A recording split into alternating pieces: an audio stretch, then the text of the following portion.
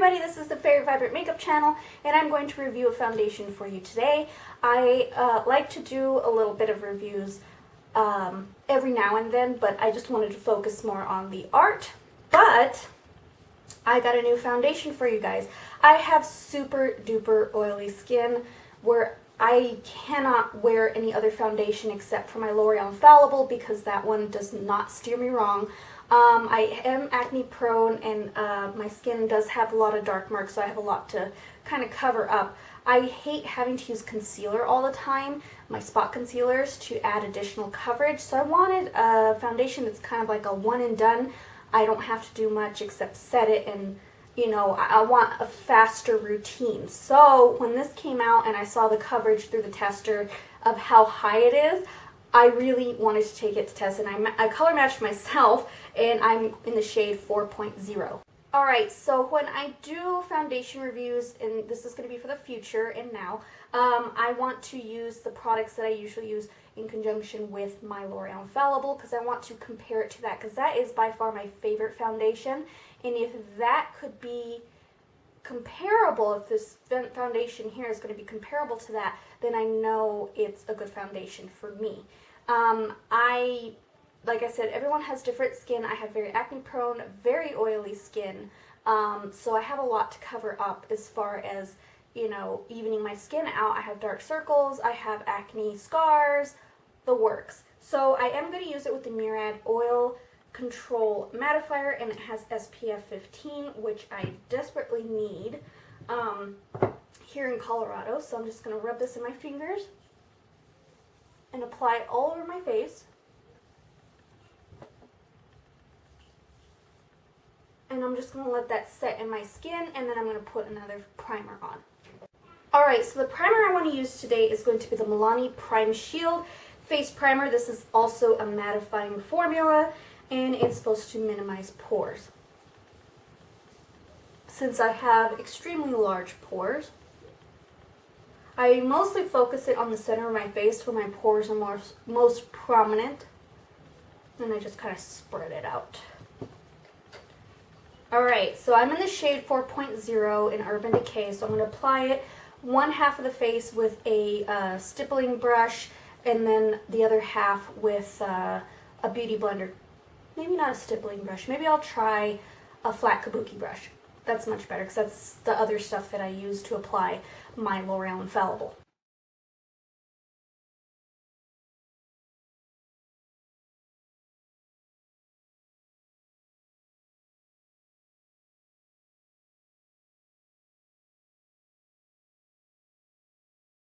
Alright, so that's one half of my face, and I used my flat top kabuki brush.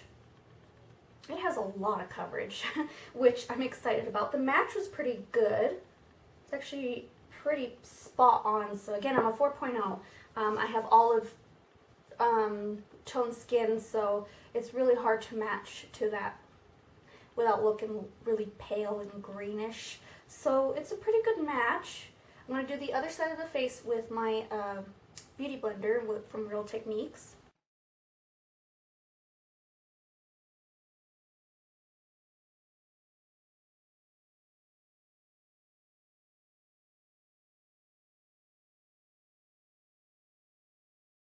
Alright, so I kind of like putting it on with the beauty blender because I think I get more of an even application. I mean, the flat top kabuki did really good, but it's just, I feel like this is more even.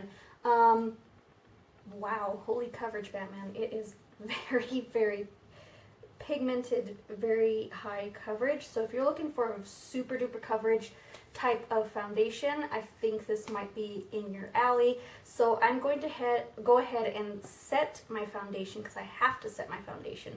That's just, it's my preference, and I'm going to work. I don't want to look like, you know, kind of shiny or dewy. That's just not the look I always go for. So I'm going to set it with my L'Oreal Infallible Pro Matte Setting Powder in Porcelain.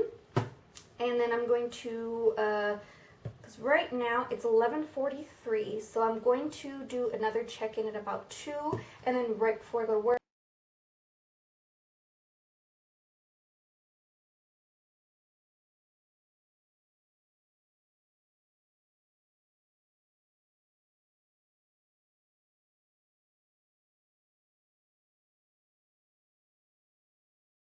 So overall, it's set really well. It doesn't feel heavy still, so that's good. I do have a dry patch right here, so putting the powder kind of accentuated it a little bit, but not too much. But it's not bad. I mean, I really like how high coverage it has. Like, it's a one and done type of deal. So again, I'm going to check in a little bit. I'm going to do the rest of my face a little bit later. I'm just going to leave this on for now. At 2 o'clock, I will come back and do a check-in. Like I said, it's already 11:46 right now. So around 2 o'clock, I think that's a good time. So I'll see you guys in a bit. Alright, so the time is, this is my first check-in. It is 1:59, so almost 2 o'clock. And I am noticing it is oiling up just a little, but it doesn't feel bad. Like, usually when my makeup starts oiling up, it feels gross. And it doesn't feel gross. The color has not changed.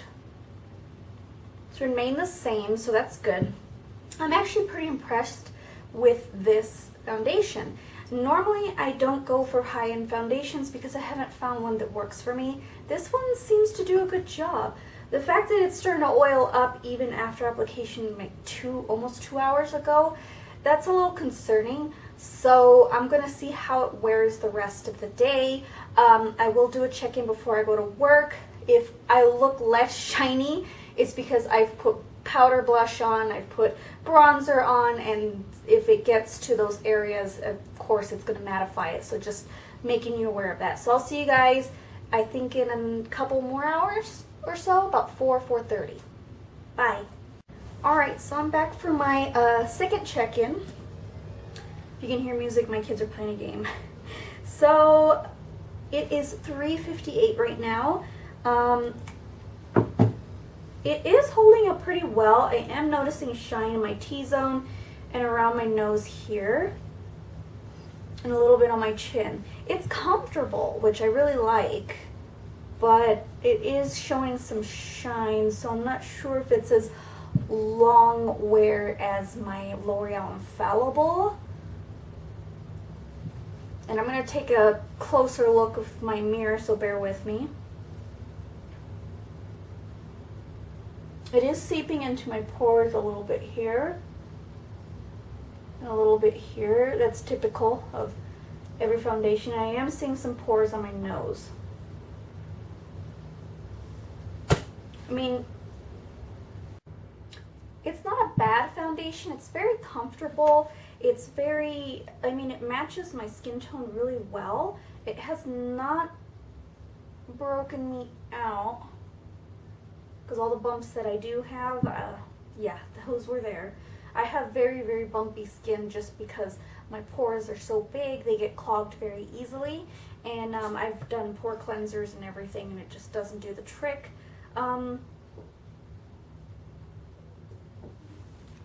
Again, it's not a bad foundation. I'm going to try and do some pictures at work when I get a chance. I'm not going to guarantee it because the lighting can be pretty bad sometimes, but I will do what I can, and I'll insert those pictures towards the end of the night when I have my break. So I'll try and do that for you. I mean, I'm pretty happy with the color. I mean, the color is amazing. It matched perfectly to me, and it doesn't seem to oxidize on me, and it's just the shine is starting to peek through, and it's only been a couple hours, so I'm a little concerned with that, being that I have very oily skin, and my L'Oreal Infallible wouldn't start oiling up to about like the 4th or 5th hour, and this is actually oiling up after 2 hours, so I'm just a little weary of how it's going to be.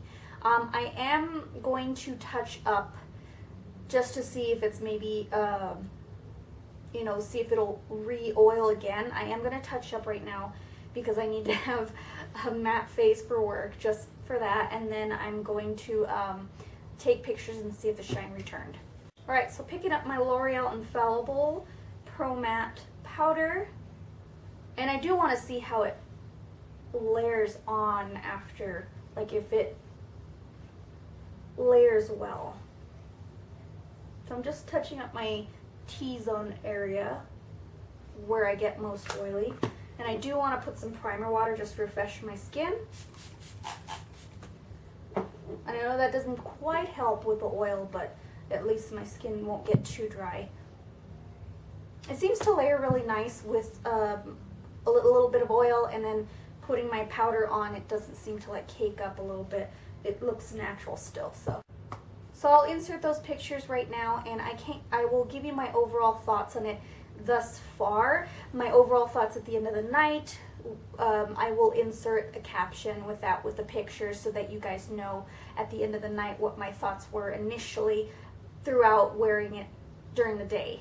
So, alright, so far it's been very comfortable, which I like. I know the Kat Von D one, after a while, my skin started to crawl because it felt heavy. This does not feel heavy. The color is perfect. 4.0 is perfect for my skin tone. So if you're an olive tone skin girl and you find that the foundations turn a little yellow on you, this one's a really, really nice one. I know the L'Oreal Infallible doesn't have a whole lot of range and they're a little bit yellow, so this one actually matches a whole lot better than the L'Oreal Infallible. However, it does oil up after 2 hours, and I noticed that pores are starting to peek through a little bit. It doesn't make my skin crawl. It actually feels pretty much the same as the L'Oreal Infallible. Is it worth the $40 versus $12.99? I don't know. I mean, I think it would be worth it because then I would only need one bottle and that's it. I don't have to get concealers because I go through my HD concealers from NYX like all the time. There's not a lot of product in there, and then I use a lot of it. So this would be a nice one and done type of foundation. So will I get the full size? Probably. I mean, I think I'm going to give it a whirl.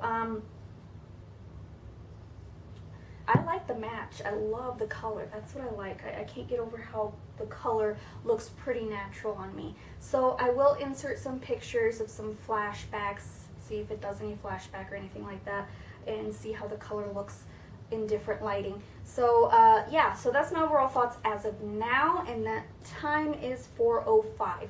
I will insert those pictures like I said, and that way you can know my overall thoughts with the captions. So thank you for watching, and I'll see you in my next video.